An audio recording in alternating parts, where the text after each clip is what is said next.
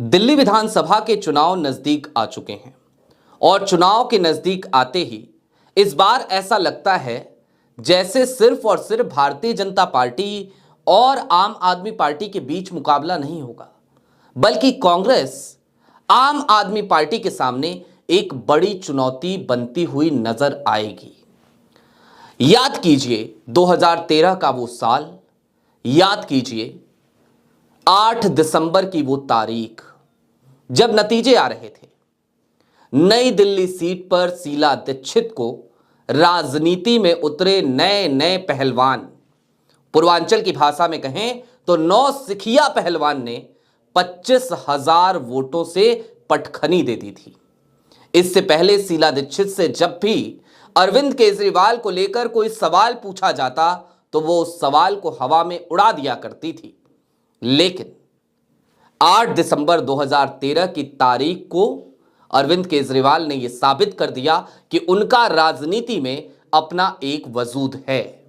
लेकिन इस बार कांग्रेस उसी वजूद को चैलेंज करना चाहती है। दोनों ही इंडिया गठबंधन के घटक दल हैं और कांग्रेस इंडिया गठबंधन का सबसे बड़ा घटक दल है, लेकिन कांग्रेस के निशाने पर आम आदमी पार्टी हमेशा से रही।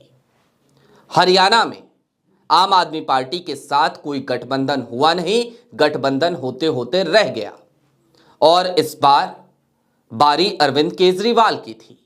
अरविंद केजरीवाल ने भी कह दिया कि दिल्ली विधानसभा में हम कोई गठबंधन नहीं करेंगे, कांग्रेस के लिए हमारे दरवाजे बंद हो चले हैं।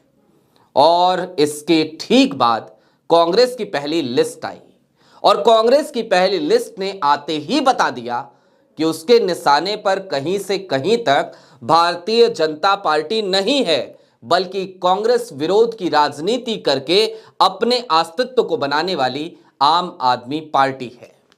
अब ऊंट किस करवट बैठेगा? आम आदमी पार्टी और कांग्रेस के बीच छिड़ी इस जंग का क्या नतीजा हो सकता है, क्या नतायज हो सकते हैं और भारतीय जनता पार्टी को इसका फायदा मिल जाएगा क्या? और इससे भी बड़ा सवाल कि दिल्ली विधानसभा में इस बार केजरीवाल क्या सत्ता को बचा पाएंगे? आम आदमी पार्टी क्या सत्ता को बचा पाएगी? केजरीवाल इस्तीफा दे चुके हैं। आतिशी इस वक्त दिल्ली की मुख्यमंत्री हैं और केजरीवाल ने कहा था कि मैं इस्तीफा दे रहा हूं, जनता फैसला करेगी और जब जनता फैसला करेगी इस बार तो क्या अरविंद केजरीवाल फिर से मुख्यमंत्री बनेंगे? यही सब समझने की कोशिश करेंगे। नमस्कार, मैं स्वप्निल और आप युगचरण न्यूज देख रहे हैं। आगे बढ़ने से पहले एक छोटी सी अपील है, यदि आप चैनल पे नए हो तो पहले चैनल को सब्सक्राइब कर लीजिए, या हमारी और आपकी मुलाकात लगातार होती रहती है। अब दोस्तों, सबसे पहले नई दिल्ली की उस सीट पर ही गौर फरमाइए। नई दिल्ली की वही सीट जहां से अरविंद केजरीवाल ने चुनाव लड़ा तो शीला दीक्षित को पटखनी दे दी। साल था 2013, हम पहले आपको बता चुके हैं। इस बार कांग्रेस ने वहां से मैदान में उतार दिया शीला दीक्षित के बेटे संदीप दीक्षित को। अब यह बात आसानी से समझी जा सकती है कि संदीप दीक्षित को केजरीवाल के सामने जी जान से चुनाव लड़ने के लिए किसी भी तरीके के बाहरी मोटिवेशन की जरूरत नहीं है। संदीप दीक्षित निश्चित तौर पर अपनी पूरी ताकत झोंक देंगे उस व्यक्ति के सामने चुनाव लड़ते वक्त जिस व्यक्ति की वो हमेशा मुखालफत करते रहे। लोकसभा में भी जब कांग्रेस और आम आदमी पार्टी एक साथ थे तब भी संदीप दीक्षित आम आदमी पार्टी के नेताओं से दूरी बनाकर रखते थे और रखना लाजमी भी था, क्योंकि उनकी मां शीला दीक्षित के करियर को खत्म करने वाले अरविंद केजरीवाल ही तो थे। हम खत्म इसलिए कह रहे हैं क्योंकि अरविंद केजरीवाल से हारने के बाद शीला दीक्षित के करियर को खत्म ही माना गया था। संदीप दीक्षित नई दिल्ली से चुनाव लड़ने के लिए उतर चुके हैं। भारतीय जनता पार्टी से वहां प्रवेश सिंह वर्मा होंगे, पूर्व मुख्यमंत्री साहिब सिंह वर्मा के सुपुत्र हैं। हालांकि आम आदमी पार्टी ने नई दिल्ली से अभी अपना कैंडिडेट घोषित नहीं किया है। इस बात के अंदेशे लगाए जा रहे थे कि हो सकता है अरविंद केजरीवाल अपनी सीट बदल लें। ठीक उसी तर्ज पर जैसे कि मनीष सिसोदिया ने, आम आदमी पार्टी के फाउंडर मेंबर, दिल्ली के पूर्व उप मुख्यमंत्री, पूर्व शिक्षा मंत्री, उन्होंने भी अपनी सीट बदल ली है। पटवर्धन से अब वो चुनाव नहीं लड़ेंगे, वहां से नए नवेले पार्टी में शामिल हुए अवध ओझा चुनाव लड़ेंगे। तो इस बात के कयास लग रहे थे कि अरविंद केजरीवाल भी अपनी सीट बदल लेंगे। लेकिन अब कांग्रेस ने जब संदीप दीक्षित को उतारा है तो निश्चित तौर पर केजरीवाल यदि अपनी सीट बदलते हैं तो एक गलत संदेश चला जाएगा कि केजरीवाल चुनौती से भाग रहे हैं। तो आम आदमी पार्टी यह भी नहीं कर सकती। दूसरी तरफ आम आदमी पार्टी ने जिन चेहरों को इस बार चुनावी मैदान में उतारा, पहली लिस्ट में जिन चेहरों का नाम लिया, पटवर्धन से यानी कि मनीष सिसोदिया की सीट से अवध ओझा के सामने अनिल चौधरी को उतार दिया, दिल्ली के पूर्व प्रदेश अध्यक्ष। इसके अलावा कस्तूरबा नगर से गांधी परिवार के किसी करीबी को टिकट दे दिया जाए।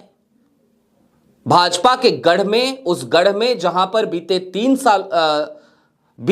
3 कार्यकालों से लगातार आम आदमी पार्टी का कब्जा है, उस गढ़ में गांधी परिवार का कोई करीबी चुनावी मैदान में उतरा है, तो यह भी एक सवाल खड़ा करता है। वहां से अभिषेक दत्त चुनाव लड़ना है। तो कुल जमा बात यह कि कांग्रेस की पहली लिस्ट यह बताने के लिए काफी है कि उसकी लड़ाई कहीं से कहीं तक भारतीय जनता पार्टी से नहीं होने वाली, उसकी लड़ाई हो रही है आम आदमी पार्टी से।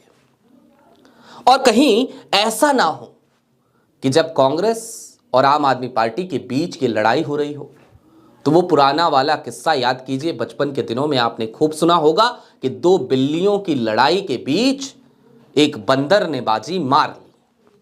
अब मैं भारतीय जनता पार्टी को बंदर नहीं कह रहा, लेकिन यह हो सकता है।